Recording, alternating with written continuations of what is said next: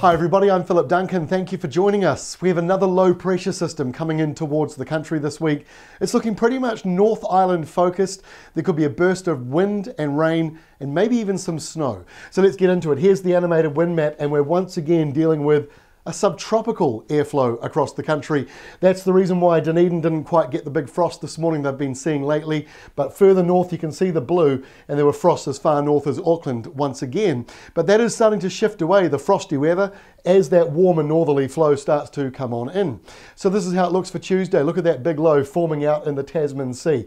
This is what we talked about last week by saying there was another risk of severe weather for New Zealand this coming week. Now that we can sort of lock it in a bit more, it's looking like rain is the main feature, and it looks like the North Island will be most exposed to that. So for Tuesday itself, a little area of rain lies in this zone here through the middle part of the country. Not a lot of wind around, it's just going to be a little bit wet for you, but for further north and further south, it looks like a mostly dry Tuesday, and certainly the dry sunny weather continues for the east, which had a bit of a cloudier, showery Saturday, at least a Saturday morning.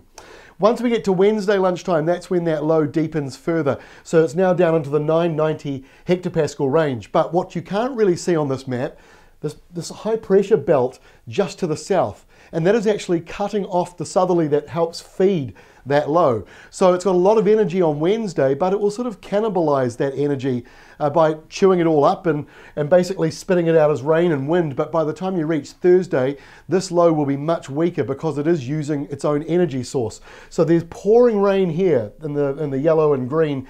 That area could be pretty heavy. So the upper North Island does run the risk of seeing some pretty heavy downpours as the system moves through. The worst of the winds is a northeasterly. They'll be blustery through the Southern Alps.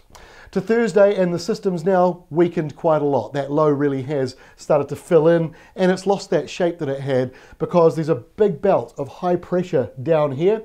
There's another belt of high pressure on the other side of it as well. So there's an easterly. Now this looks a little bit like what we saw a couple of weeks ago, where you've got a subtropical band of rain feeding in a wet easterly to the North Island's east coast, while at the same time a colder southerly joins forces with it. So with that in mind, there is a chance that this could turn to snow at higher levels through the Central Plateau on Thursday, but you can also see much of the country is looking fairly dry.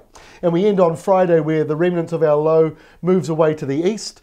The high to the southeast actually expands back a wee bit across the country. So while you do see another low coming in towards the weekend, there's a good chance that high will be pushing back against it. So it's a battle of the air pressure systems at the moment around New Zealand. So a fair bit to go on this week. Don't forget, Weather Watch will have daily weather video updates, and obviously all of our weather graphics and forecasts you can get on our website and our free app. We'll catch you again on Tuesday.